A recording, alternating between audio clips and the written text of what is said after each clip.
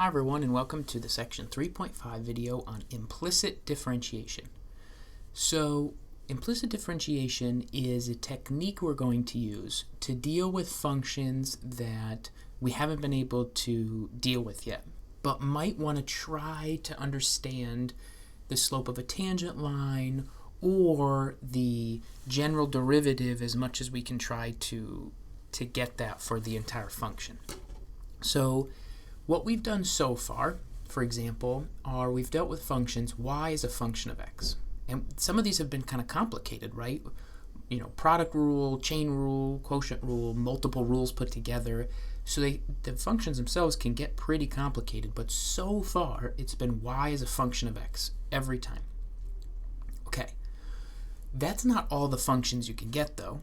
Specifically, you can get functions where x and y are related not by some explicit y is a function of x or x is a function of y, but by an implicit equation where basically the x and y's are kind of wrapped together in a way where looking at it, you're like, I don't know if I can solve for one. So that's kind of the thing we're thinking about here. These implicit equations and why we need implicit differentiation come about when x and y are they're kind of wrapped up together. And it's hard to separate or impossible. So hard or impossible to solve for x or y. So they're just wrapped together. They're, you know, in squares, cubes, they're inside square roots, they're inside sines or cosines. They're just the x and y's are all mixed up together and we can't separate them. Okay, so we again though still might want to understand what the graph of that looks like, because we can still graph something like x squared plus y squared equals 25. There's a bunch of x and y values that satisfy this equation and we can graph that. Same with this one. And so with that, we might want to understand how fast is that moving, right? At a specific point, can I think about the derivative? If I move a little bit in the x, how's the y changing, or vice versa? I still might be interested in that. And so the way we do that is by derivatives, and so the way we do that with these functions is by implicit differentiation. Okay, so here's some pictures of what I think is the kind of prototypical thing that you should think whenever you're doing pretty much anything implicit. You can have many examples in your head, but I really like just using a circle. So this first one here is a radius 5 circle. This is 5 squared. So we might be interested at a specific point here looking at the tangent line. Okay, but the problem is, in order to use the tools we have, I would need y equals function of x, and then we know what to do, right? You know, you're going to do f prime, that's the slope, but we can do the tangent line, all that stuff. But again, looking here, how do I get y as a function of x? Like, how do I do that? And you might say, oh, I think I can do that. So let's take this down here. You might say, well, y squared is 25 minus x squared. And then I'll just do the square root, and there I go. But there is an error here in that if I plug in an x value, so whatever this x value is, I should expect two different y values out. This does not pass the vertical line test, so there are going to be at least some x's where if I plug an x in, I should expect two different y's. So this is not good. Instead, you need this to be plus or minus to give you both y values. And now we see the problem. This is two separate equations. Y is equal to the positive square root and the negative square root. And so how do I take the derivative? I have two different functions here with two different derivatives. Like, what am I going to do, right? The tangent line down here, we'll pretend that's tangent, is different than this tangent line, right? Their slopes are definitely different. So, what do I do? Well, here you see graphed these two pieces. If I put a plus sign here, I get the top of this curve, and the minus sign, I get the bottom. And what this is illustrating is something that you don't need to know, but it's called the implicit function theorem.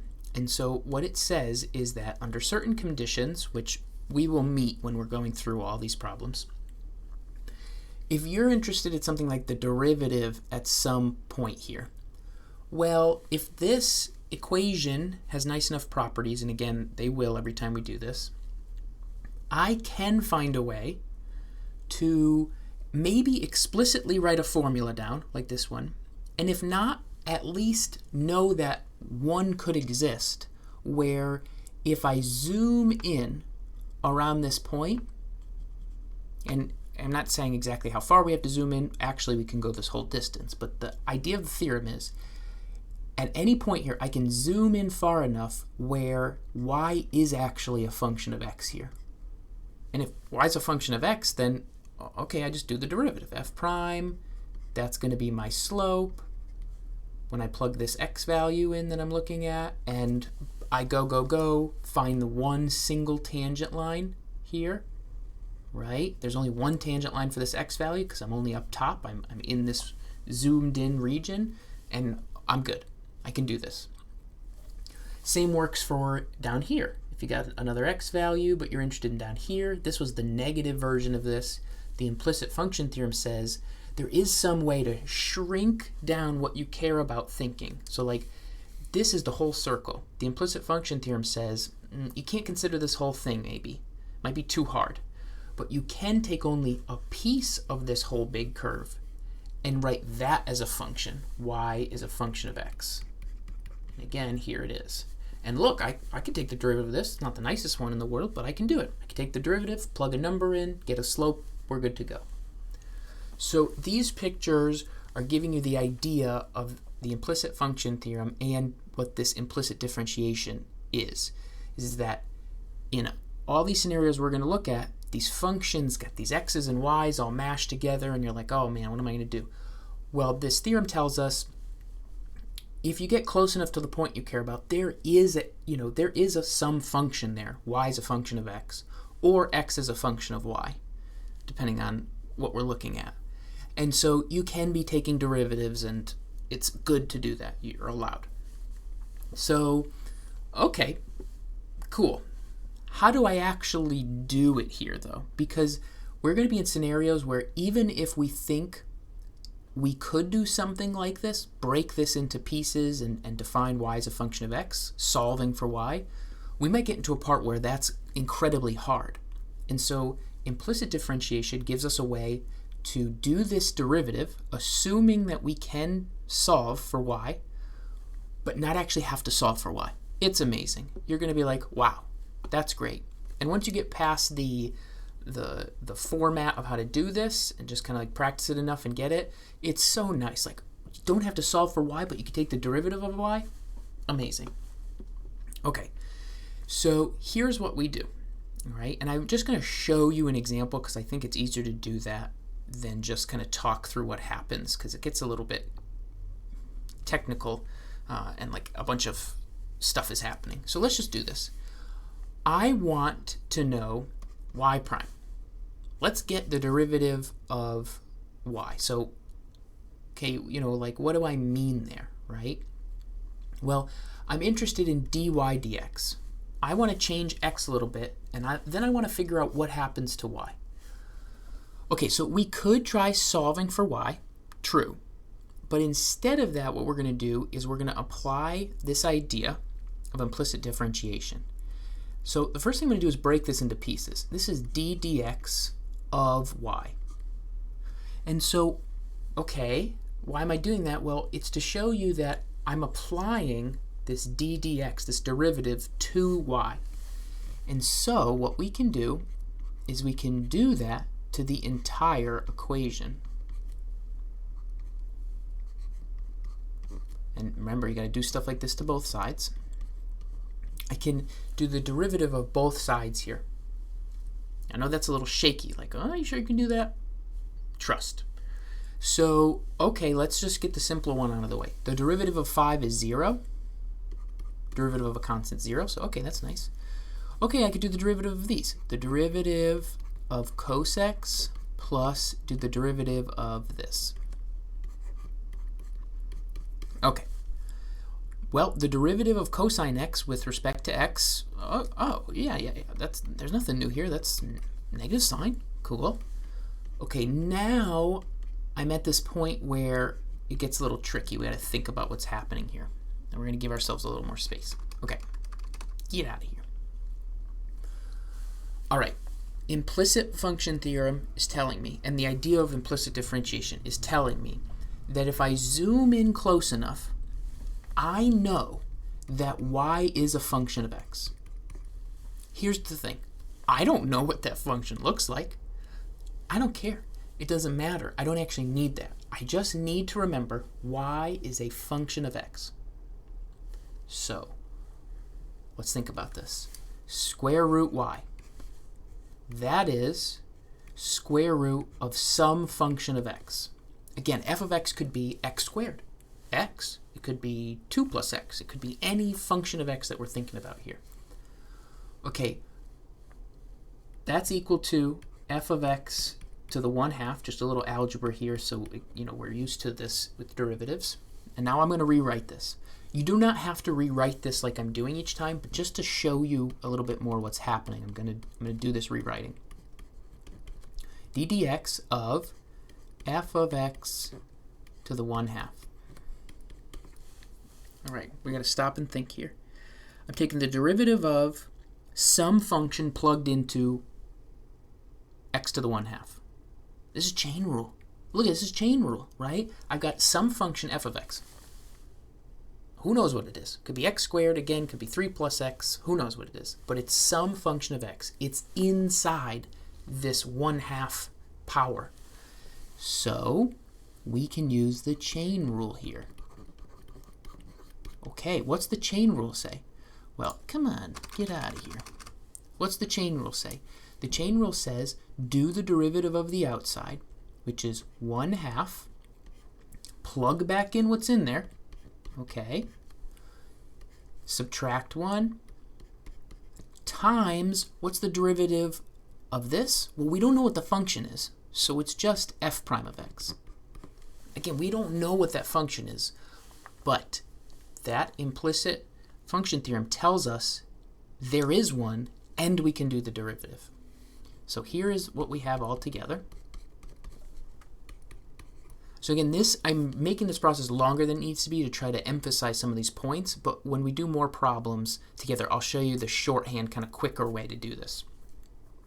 So, okay, we're at this point. Now, f of x was y, right? So let's rewrite this. Sine x plus 1/2 y to the negative 1/2, okay, times, again, f is just y, so this is just y prime, or dy dx. So we can write this as dy dx, or if you'd rather, you can write it as y prime. All right, either's fine. We used this d dx notation before, so that kind of makes sense, but then you get the prime notation is nice with this too, so either way. Okay, so we're at this point now. What was the goal? Let's go back to the top. What were we doing? We wanted to find dy dx or y prime. Like, that was our goal. Get this. Oh, it's right here. So how do I get it? Well, it's sitting right there. Just go get it. Solve for it. So this is just algebra now. Get the sign over here. 1/2 y to the negative 1/2. Okay, times our dy dx equals sign. And again, I mean, look at this. I want this. So solve for it. Get rid of this. So that's going to be take this and divide it over.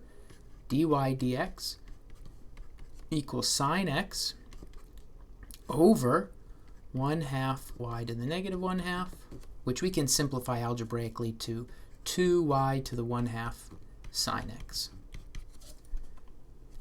This is my derivative. You give me an x and a y. Look, there's a y in here.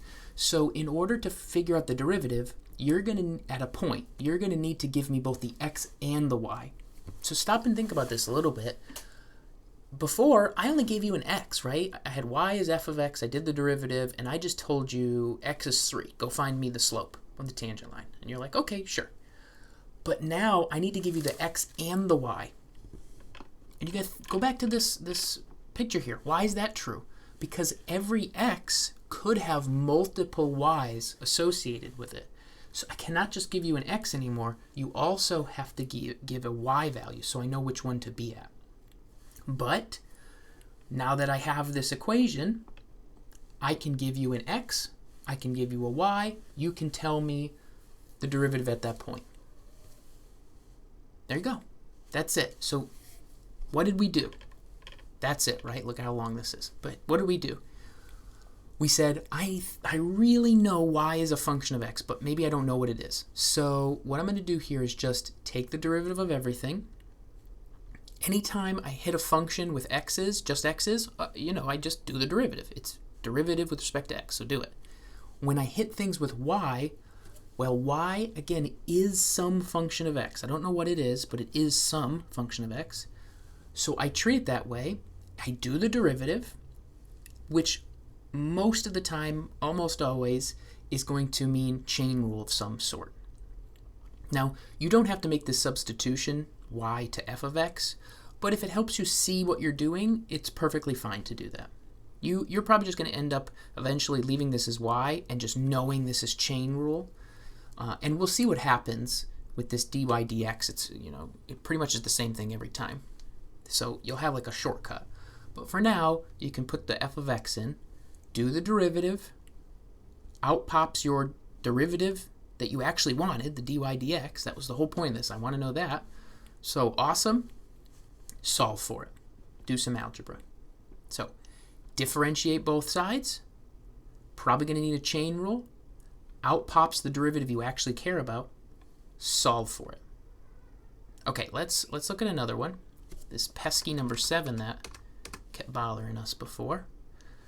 Okay, so looking at this one, again, these x's and y's, they're all mashed up together. I'm just not going to be able to get to this. So what do I have to do? I take the derivative of both sides. So d dx of x to the 4th times x plus y equals d dx y squared 3x minus y. Okay, let's start with the left-hand side. Left-hand side. So the left-hand side, okay, all right, this product rule. Look at this, f, g. Boom, boom. So f is x to the 4th, g is x plus y, f prime is 4x cubed. Okay, it's the derivative.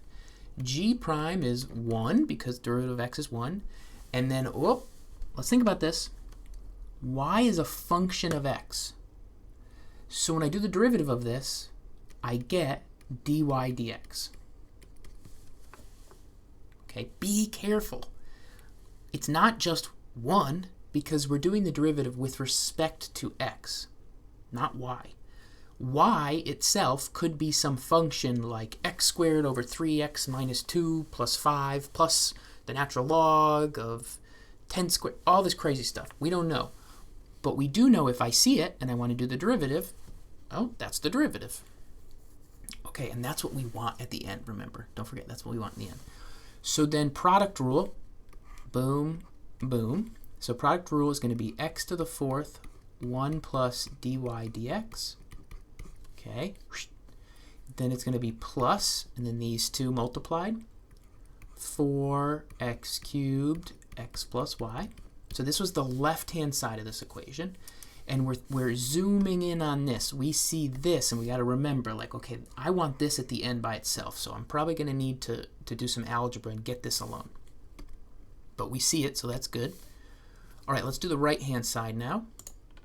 So the right-hand side is going to be this derivative, and look what we have again here, product rule. We're going to abuse notation a bit and redo f and g here. So our f would be y squared, our g is going to be 3x minus y. Okay, that's Let's go down here. Get out of here. All right, so then f prime is what? Again, y is a function of x. So this is really some possibly complicated function of x squared. Chain rule. The outside function is square a thing. The inside function is y.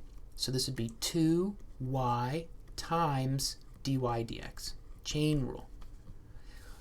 At this point, I want to just stop and have you notice a little trick you can do.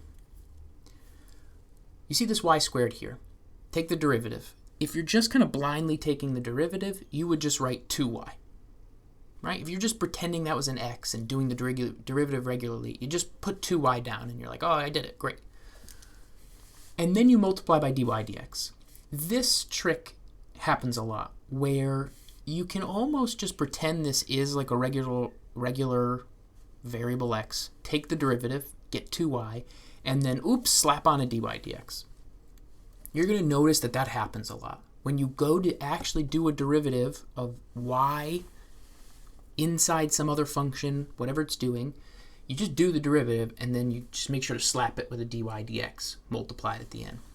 So I just want you to notice like patterns like that, right? Let's go back up to this one. When we did this derivative with the chain rule, just pretend this is a regular old variable, x here even. The derivative is drop it, subtract, slap it with a dy dx. See how this dy dx, this f prime just got slapped in at the end. So that's like a trick you can just think to remember quickly to do this in the future. But right now it's you know, we got to just kind of think through what's really happening here. But the slap it, you know, works pretty well. So okay, g prime is derivative of 3x is 3. The derivative of y, right? Again, this is some function here of x, so we're just going to say dy dx. If you're looking at that one being like, well, you just said slap it. Where's the slapping? I'll show you where the slapping is. Here's why I want to do dy dx. If you were to pretend this was just a regular old x, the derivative would be 1, right? Okay, now slap it with a dy dx. Slap. Oh, there you go. 1 times something is just that thing, so that's why that little, you know, trick still works. Okay, so it's like work to the side. All right, we're doing the product rule though, so let's do the product rule. Boop, boop. So we've got y squared 3 minus dy dx plus, and then these two now, 2y dy dx, 3x minus y. Okay, that was the right side. And again, check this out. We have and So we've got those pieces that we want. All right, so now we just have to put this all together and do a good bit of algebra. So I'm going to take this left side and we're going to put it all the way over here.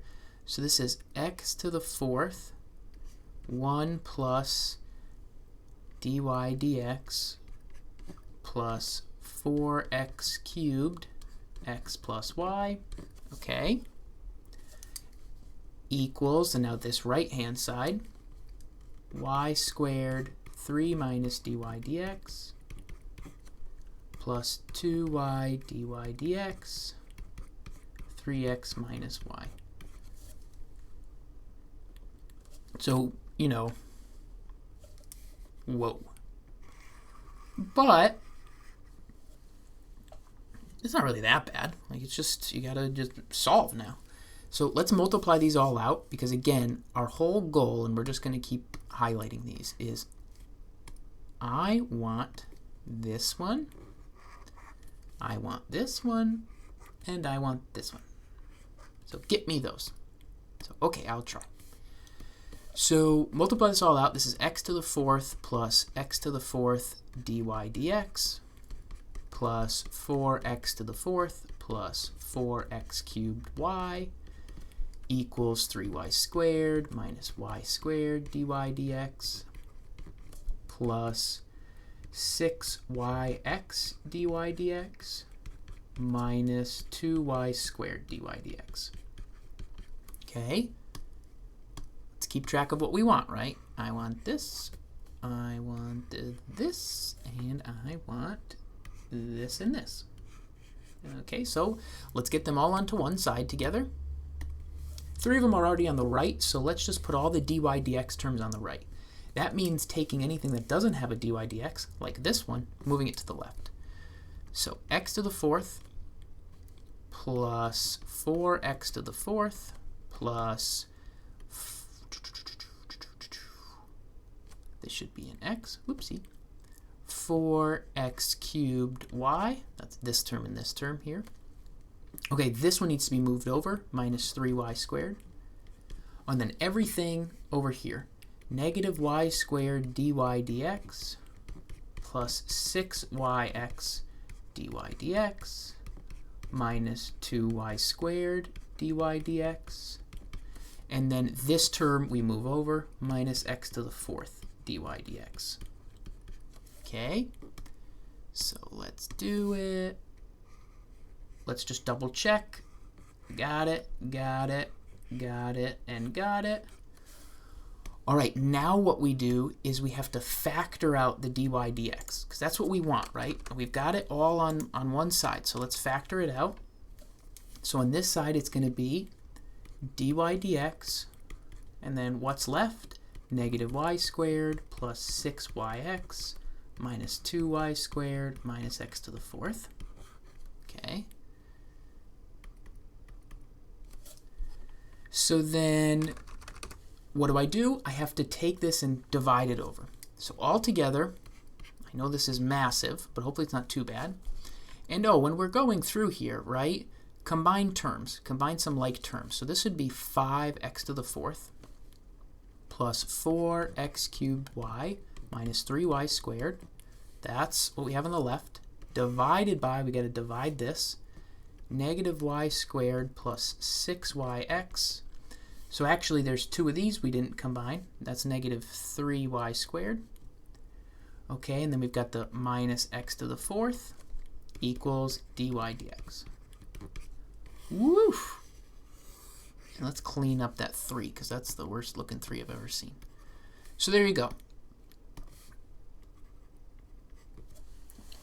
Quite an algebraic problem here. Good practice of product rule. But that's what you do. Derivative of the left side, derivative of the right side. Do those all out, whatever rules you need. Okay. Then once you've done that, set them equal again. Get all the dy dx's to one side, everything without a dy dx to the other. Factor out, divide. Okay, let's try another one. Give ourselves some more space here. So, we've got y sine x squared equals x sine y squared. So again, same startup, derivative. So left-hand side, what's that going to look like? Derivative of y times sine x squared. Okay, product, I see a product. Let's do product rule. F is y, g is sine x squared. Okay, f prime is dy dx, just the derivative of y, just a single y here. G prime, this is chain rule. This is going to be cosine x squared times 2x. So make sure you can do that out. It's okay if it takes you some time. I've done a million of these. Okay, and then we're going to use our this. So 2xy cosine x squared plus, then these two, sine x squared dy dx. So this is our left-hand side. Okay, so then let's do the right-hand side now. So the right-hand side, xy squared inside the sine. So f is equal to x, g is equal to sine y squared. F prime is 1. G prime, oh, chain rule again. The derivative of sine is cosine. Plug back in what's in here. Take the derivative of the inside. And slap it with the dy dx. Because technically, this is also chain rule, right? when we do the derivative of y squared, remember y is a function of x. So really there's a chain rule there, but as we've seen, that chain rule just ends up being hit it with the dy dx. Okay, so these together, I'm going to end up getting, let's see here, 2xy cos y squared dy dx plus sine y squared. Okay, so let's just take up the rest of this page, I would assume. So all together, we've got this equals, and now we're going to bring down this other piece, 2xy cos x squared plus sine x squared dy dx. So I'm now combining my left and right sides. Okay, and then I just have to go, oh yeah, I wanted this, and I wanted this. So put them both on the same side, and everything that doesn't have a dy dx move to the other. Up to you which side you want to pick. I guess let's just put the dy dx's on the right side. So this would be sine y squared minus 2xy cos x squared. Move this over, equals sine x squared dy dx minus 2xy cos y squared dy dx. Factor the dy dx out, divide. This is going to end up being sine y squared minus 2xy cos x squared divided by, take this over, sine x squared, right, minus 2xy cos y squared equals dy dx. Boom. How about that? So again, I want to find the derivative, right? I want to do the slope of the tangent line at some xy point on my curve. Not too bad. I have this derivative, plug your x and y in, get the slope. So let's actually do one of those. We're going to find the equation of the tangent line to this curve at the point pi pi. Okay, so what do we need to do this, right? The slope of the tangent line is going to be f prime of x. But what are you talking about, f? There's no way for me to solve this y as a function of x. But the implicit function theorem says that around the point pi pi, so near this point, I can do this. I may be not able to solve this explicitly myself, but this is possible, and so I can just do the derivative. Okay, how do I do that derivative? Well, it's just like we've been practicing, implicit. X plus y, and then do this side. Okay, so, and there's the picture, but we'll give that some space. Left-hand side, do this one. Derivative of sine, this is chain rule, derivative of sine is cosine. Plug back in, times derivative of the inside here is 1, because the derivative of x is 1, plus derivative of y is dy dx. Right-hand side, the derivative of 2x is just 2. The derivative of 2y is going to be 2 dy dx. Okay, let's multiply things out. Cos x plus y plus cos x plus y dy dx equals 2 minus 2 dy dx. I want my dy dx. We're going to move this one over, take this and move over. So we're going to put all the dy dx's on the left now. This is going to be 2 dy dx plus cos x plus y dy dx equals 2, and then move this over, minus cos x plus y. Okay, factor dy dx 2 plus cos x plus y, and then divide. Equals this, And then we're going to divide this over. dy dx equals 2 minus cos x plus y over 2 plus cos x plus y. Okay, so there you go. That's your derivative. Now, I said, wait, I want this at the point pi pi. So to actually get your slope, you just plug in pi pi. 2 minus cosine pi plus pi over 2 plus cosine.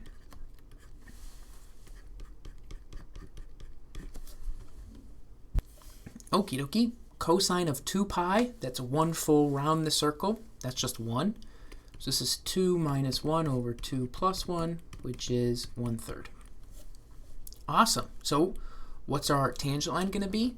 Y minus pi equals 1/3 x minus pi. I'm just plugging in the point pi pi, right? And then here's my slope. This is y equals 1/3 x minus pi over 3 plus pi. Y equals 1/3 x. These combine, this is 3 pi over 3 to be 2 pi over 3. Ba-boom. All right, let's do this last example now. So this says, for the function, or the equation, x cubed plus y cubed equals 1, find y double prime by implicit differentiation. So, implicit differentiation, take your equation, just start taking derivatives of both sides. That's always what we're going to do.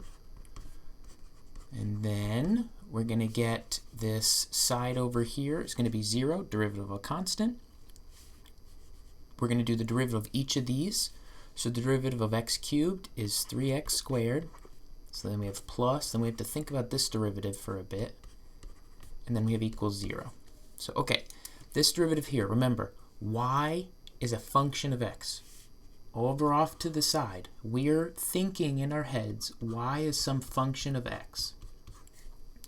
Maybe we can't solve for this explicitly for all x and y values, right? But at least around each specific xy point, there's at least some little bit of that graph that we can say, okay, just zoomed in there, y is a function of x.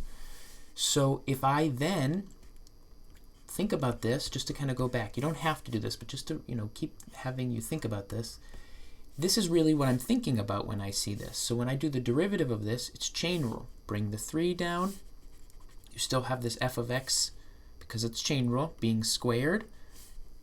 And then you would multiply by the derivative of the inside. Okay, so here we go. So there we go. Okay, now what could we do from this point? Well, we need y double prime, right? So at this point in a regular problem, we could just solve for y prime and we're all done.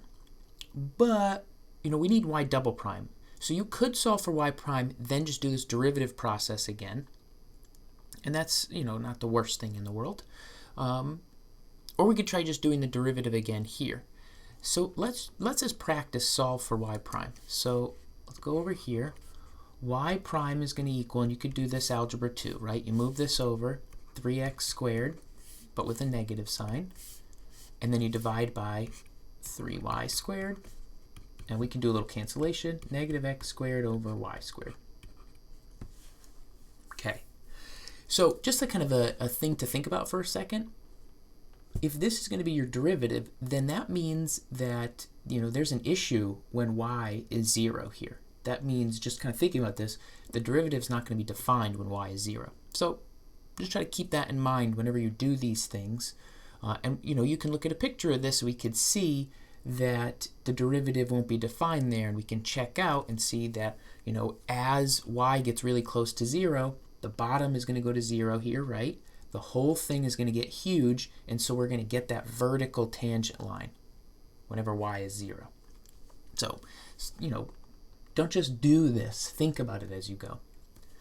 Okay, so we know that's y prime. So now we're going to do the derivative of this. Y prime, derivative over here of negative x squared over y squared. Okay, so this is not too bad, right? This will give me y double prime, which is what I want. Quotient rule, right? We got to do the quotient rule here, right? So that's low times d high, low d high minus high d low. Okay, but again, chain rule here, 2y y prime, right, over low squared. Okay, so awesome. Y double prime is this little bit of a mess of stuff, but that's okay. It's all perfectly fine.